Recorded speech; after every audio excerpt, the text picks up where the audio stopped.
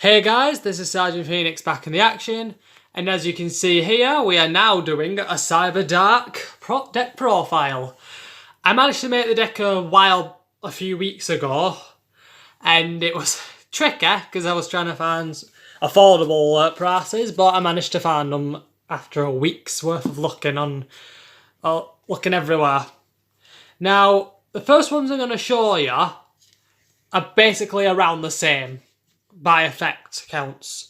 Cyberdark Horn, Cyberdark Edge, and Cyberdark Heel. Now, probably people are going to wonder who's probably never heard of Cyberdarks, and to say this as a person who's watched GX and all of us, if you don't know these, you're sad. To put it in terms, it's quite sad, because these are one of the most popular, actually some of the most popular cards I've actually come across, from a few people, from the people I know, and a few people who wanted to get this when they heard of the new cards made for it. Now, for those who don't know, because I've been asked, Cyberdark cards were used by the character Zane Truesdale, and he was in the GX series, and it's really good. It's around season two that they were presented, and they're practically otherwise known when he has his deck made for these, known as the Underworld deck. Zane originally used cyber cards, like Cyber Dragon being his main one, and the Cyberdarks basically show the dark side of the cyber cards. Now, why I've shown these ones is because these are the original three, the only main monsters that Zane ever really summoned that were Cyberdarks. And they all have close to the same effect, other than one that separates each. So this one has one effect that's different, this one, and this one, and this one. Now, I'm going to mention each of their effects, and then I'm going to point at them like this to tell you what the additional effects are. Now, all three of their effects are: if this card is normal summoned, target one level 3 or lower dragon monster in your graveyard, equip that monster to this card or these cards, and then that monster, let's say this one, will gain attack equal to that equipped monsters. So if the equipped dragon has 800 original attack points, like this one, this monster will gain 800 attack points, and its attack will become 1600. And the other effect they all share is, if this card would be destroyed by battle, destroy that equipped monster instead. So even if your opponent attacks you, you can just get rid of the equipped monster, send it to the graveyard, and then this will stay around. But if it's an attack and the opponent's monster's stronger, you'll still take damage, but it will also lose the attack bonus it had. Now, I'm gonna mention each of their unique effects. This one's unique effect: if this card attacks a defense position monster, inflict piercing battle damage. So if it attacks a defense monster and destroys it, because it has a higher attack, the difference is dealt to your opponent as damage. This one's effect: it can attack your opponent directly, but its attack points will halved during the damage calculation only. So let's say this one had 1600 attack, the damage your opponent will take will be 800 only. Now, Keel's effect: when this card destroys an opponent's monster by battle, inflict 300 damage to your opponent. So if it destroyed a monster, they'll lose 300. If this one attacked a monster with 1000 while this has 600.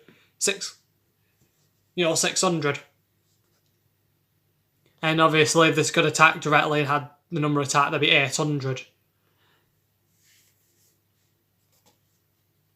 Now, that's the original three. Now, the ones I'm going to show you together, they were the latest of the cyber cards, as far as I know, that have been made. I get heads up from some of my friends who know when the latest cards are being made, and they tell me about them, and then I end up researching about them just to see what they're talking about. Cyberdark Cannon and Cyberdark Claw. Now, you'll notice something different, and I'm going to show one of the original Cyberdarks. This one is a level 4 machine. All of the original Cyberdarks are level 4 and machine types. What makes these ones quite good to use for this deck specifically is not because they're Cyberdarks, because they're level 3s. I'm actually pointing while I'm looking at the camera. It's quite, and they're dragon types. So you could equip. So these could be equipped So these can be equipped to your Cyberdarks, and they will gain 1600 attack points, which the equipped monster, let's say Keel to this, would be 2400 attack points, which would be really good if you can do it. If you are immediately you have a monster on the field with 2400 attack for a beginner. But with the way Yu-Gi-Oh is, most tournament players can just destroy us in just one turn. Now, each of them have... Now, I'm going to mention all their effects one by one, so I'm going to move this one to do it so I can read it a bit easier and it feels better when I'm holding it. So, Cyberdark Cannon's effects. If this card is sent to the graveyard while equipped to a monster, you can draw one card. You can only use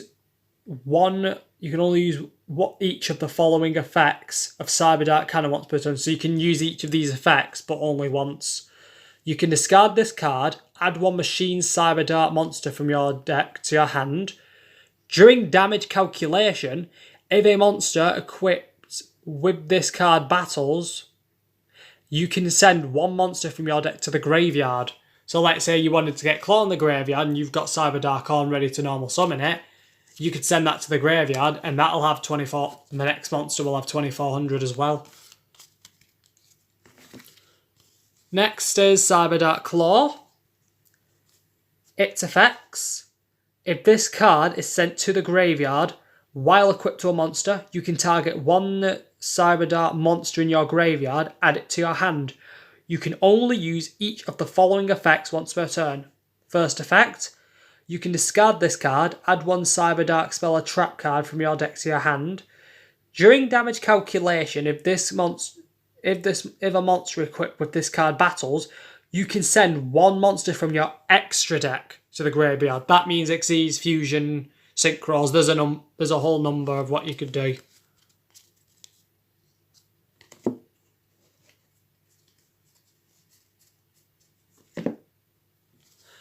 Next, we have Defrag Dragons. I had 3 copies of this, just in case I need to summon out other monsters.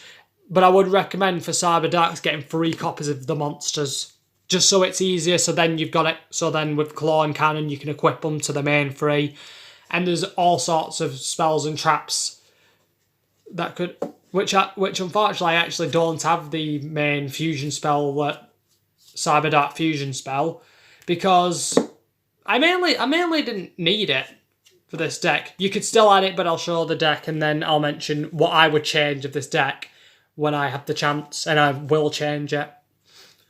So Defrag Dragon's effects are: you can special summon this card from your hand by sending one other monster from your hand to the graveyard. So you could get rid of one of these, special summon one of these.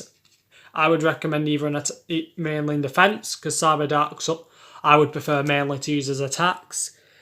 And its other effect, which I would never use. And by the way, you can only special summon these once per turn this way. Its effect is, which I never use. If this card is in the graveyard, you can banish 3 monsters from your graveyard with the same name except Defrag Dragon. Special summon this card. You can only use this effect of Defrag Dragon once per turn.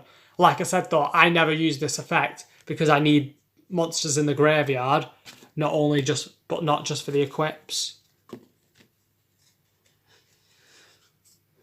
Next is Cracking Dragon.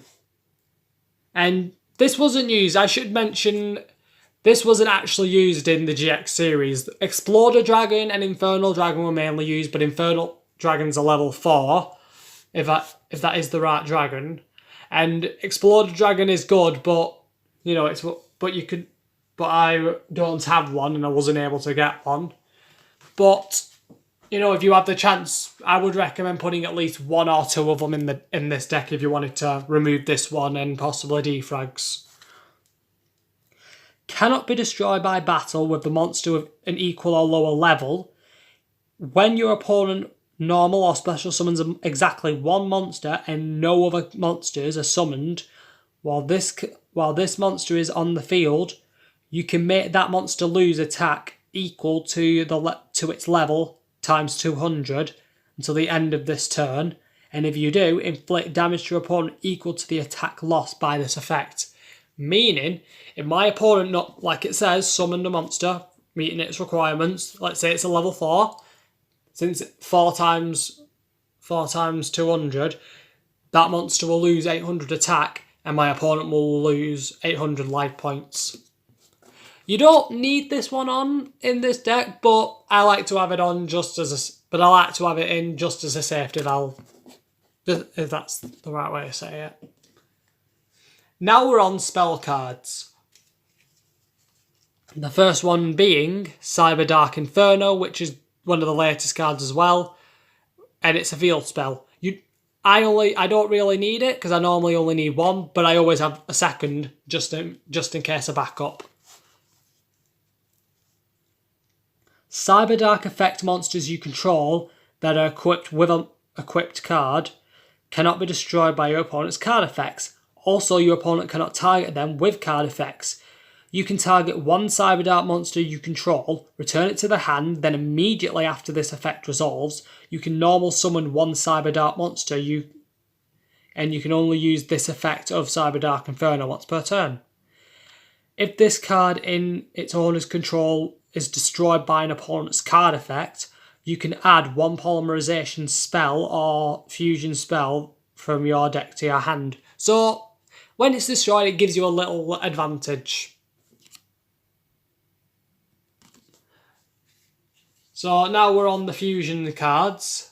The first being polymerization, which almost every duelist should know about, pretty much, unless you're a beginner, so I'll explain. This allows you to fusion summon a fusion monster using the monsters in your hand and the field as fusion materials. So let's say I need to summon Starving Venom Fusion Dragon, which nearly every Dark Duelist uses as far as I know, because it needs 2 Dark monsters, just not tokens. You could either use 2 in your hand, or 1 or 2 on the field, or if you've got 1 in the hand and 1 in the field, you could do that.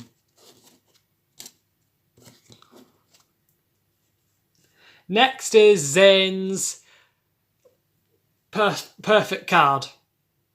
And this is the one Zane Truesdale used. This is the one he introduces us to. And, you know, it's a good card to use for machine fusions. And let me explain why. Fusion summon one machine fusion monster from your extra deck, using monsters from your hand or field as fusion materials, like polymerization, and it gains attack equal to its original attack. During the end phase of this turn, this card was activated. You take damage equal to the amount of attack gained by this effect at the time of the summon. Meaning, Zane used this card to summon Cyber End Dragon, which needs 3 Cyber Dragons, and it had 4,000 attack originally, but Power Bond increased its attack to 8,000, since, you know, 4,000 times 2 is 8,000. But in the end of the turn, he would lose 8,000. But you know, but Zane nearly almost won all the time at using it, because it is a good card to use, but you just got to make sure you use it correctly and you have enough life points to survive if you don't beat your opponent in that turn. Next we have Future Fusion. This was used when Zane actually went up against the Chancellor Shepherd, I believe it was, and he summoned one of it, and I think it was Cyber End Dragon he actually summoned with it. And its effects are, during your first standby phase, after this card's activation, show one fusion monster in your extra deck and send the fusion materials listed on it from your main deck to the graveyard. During your second standby phase after this card's activation, fusion summon one fusion monster from your deck with the same name as the monster you showed. End target it with this card. When this card leaves the field, destroy that target. When that target is destroyed, destroy this card. So it would allow you to summon out your fusion monster really a lot quicker. I used it on a 5-headed dragon deck. I had 5-headed dragons, but I kept using different materials so I could summon three out on the field, and it took a while because I had to get the right materials out, but it's able to do it, but it takes time. Next is Monster Reincarnation. Discard one card, target one monster in your graveyard, add it to your hand, so you could bring back one of your Cyberdark monsters if needed to. Cracking Storm. This is for the Cracking Dragon from the Rain season, but I like to have it in because for Cracking Dragon, but you could also use it on a machine. Equip only to a machine monster. When that attacking monster destroys your opponent's monsters by battle, you can activate this effect. It can make a second attack during the battle phase. Your other monsters cannot attack the turn you activate this effect. So if you wanted all your monsters to attack, but you use that effect, the others can't attack. Next we have Pot of Duality. Now excavate the top 3 cards from your deck and add one of them to your hand. Also, after that, shuffle the rest back into the deck, and you can only activate Pot of Duality per turn, and you cannot special summon during the turn you activate this effect. So what it would do is, let me look at the top 3 cards. Let's just pretend I'm looking at the top 3 cards. I pick one, and the rest go back in my hand and back in the deck and I reshuffle, but I can't special summon. Next we have Foolish Burial. Send one monster from the deck to the graveyard, it's that simple. Dark Eruption. Target one dark monster with 15 or less attack in your graveyard, and add that target to the hand. Which, the original Cyberdarks have 1500 and less, and so does the Defrag Dragon. Next is Allure of Darkness. You draw 2 cards and banish one dark monster from your hand. Or if you do not have any in your hand, you have to send your entire hand from your deck to the. Sorry, you have to send your entire hand to the graveyard. Next, Limiter Removal. Zane used this. And it's a quick spell, so even if it's not your turn, as long as you have this set, you can activate it whenever you want. What it does is, double the attack of all machine-type monsters you currently control until the end of this turn.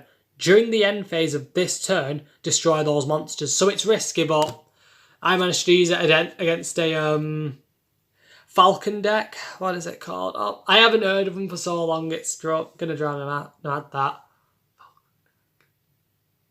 But I used an Ancient Gear deck and I used it on Ultimate Gear Golem, and I managed to beat him since he had 1,000 less life points. Now we're on traps. Rising Energy being the first. Discard one card, target one face-up monster on the field. That target gains 1500 attack until the end phase. I've sometimes used this just in case. Storming Mirror Force. When an opponent's monster declares an attack, return all your opponent's attack position monsters to the hand. And if they're using extra deck monsters like Fusion Synchro, Xyz, Lynx, or whatever, they go back into the extra deck. Next we have Cyber Shadow Gardener. Zane didn't actually use this. Chancellor Shepard used this against him. What it does is, during your opponent's main phase, special summon this card as an effect monster, a machine type, earth attribute, level 4, with question attack and defense. This card is also still a trap. When an opponent's monster declares an attack that targets this card, the attack and defense of this card becomes the attack and defense of the attacking monster. Once per turn, during your opponent's end phase, set this card in its spell and trap card zone. So you could use this as a defensive card just in case. So if your opponent attacked it, it would have the same attack and they'd both be destroyed. Next, Needlebug Nest. It sends the top 5 cards from your deck to the graveyard when you play it. Next we have Necrofusion. Fusion summon 1 fusion monster from your extra deck by banishing fusion monsters listed on it from your graveyard face down, but it cannot attack this turn. But you can activate this during your opponent's turn if necessary, and it's mainly when I've ever played Necrofusion. I've actually added some of these in my own Ancient Gear deck. Next we have Pulse Mines. If you control Machine Monster, change your opponent's attack position monsters, if any, to defense position. Also, until the end of this turn, if a monster or monsters is normal summoned or special summoned to your opponent's field, change them to defense position. Next I have Mask of Restrict, and this means neither player can tribute cards. And I've never needed to tribute cards for this deck, so you don't need it if you don't want it. And here are the extra deck, and here is the signature monster of the extra deck, Cyberdark Dragon itself. It needs Cyberdark Horn, Cyberdark Edge, and Cyberdark Heel to summon it, because this is the original Cyberdark Fusion monster. Must be fusion summoned. If this card is special summoned, target one dragon monster in your graveyard, equip that target to this card, gains attack equal to the original attack of the monster equipped to it by this effect, gains 100 attack for each monster in your graveyard. If this card would be destroyed by battle, destroy the equipped monster instead. So as you can see, this relies on the graveyard to boost its power up, which is why I mainly don't like to use banishing cards, but Necrofusion would be a last resort.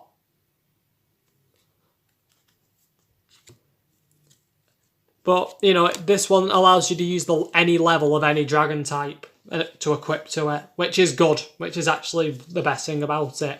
But this one, Cyber Darkness Dragon, one of the recently made ones, this goes over the top a little. Let me explain why. It needs 5 Cyber Dark effect monsters to summon it. Must be fusion summoned. If this card is special summoned, you can equip 1 dragon or machine monster from your graveyard to this card. Gains attack equal to the original attack of the monster equipped to it by this effect. When your opponent activates a card or effect, quick effect, you can send 1 equipped card you control to the graveyard, negate the activation. If you do, destroy that target. Now, this can go overpowered, so if you got rid of some of these, like Mask of Restrict and other cards, like Necrofusion, and put on more equipped spells and stuff, and equip them to that, you could stop multiple effects at once, which is good. And it has 2,000 attack, so it's not over the top, but since it can use any dragon or machine type monster in the graveyard, this could become overpowered like immediately. It would probably be close to, it could go over the attack of Chaos Ancient Gear Giant's original attack, which is 4,500. Now, I'm not going to say the name of these cards, but this is like an idea of what you could use. You could put this one in if you wanted to, Starving Venom Fusion Dragon. Like I said, you need 2 dark monsters, just not tokens. And when it's summoned, but I won't explain its effect because it's only an example. But all these ones, like 5-headed dragon, you don't need to summon it. But look, you can still summon it, but it'd be best not to. This one, you can't summon it because I don't have any of the cards needed. But look at its attack. Equipping all these equipped to Cyberdark Dragon, if you could, with the extra deck, there is a number of possibilities you could do. You could equip any Synchro, any Xyz, any Link, there's no rule saying Cyber Darkness Dragon is almost the perfect equip card for this new deck. It works with equips, it works with the main deck, it just needs 5 Cyber Darks, but it doesn't, and with all these and the negating ability, and like I said, you could use almost any dragon or machine. You could pick the most high-powered one, and it doesn't matter if it's in the graveyard or if you can't summon it, because you can then just use it. You could then use it as an equipped. When I showed this deck to one of my friends during a video, like a video chat, he even admit that I might not be a professional duelist, I might not be a pro like the tournament players, but in all fairness, that doesn't mean I'm wrong. So I would want to see more of these cards used. So comment down below what you think of this deck profile. I think though I wanted it to be a little better, since I can't get any proper cards I'd like, I would say this would work as a very good practice deck for anyone who uses it, if they're able to get all these cards. But like I said, with the extra deck, any dragon or machine, if you've got Cyber Darkness Dragon, will work on it. So you could get rid of most of the ones you don't use and just put them in this deck. So again, comment down below what you thought of this deck profile. I think it would be a good starter deck. And until then, this is Sergeant Phoenix, over and out.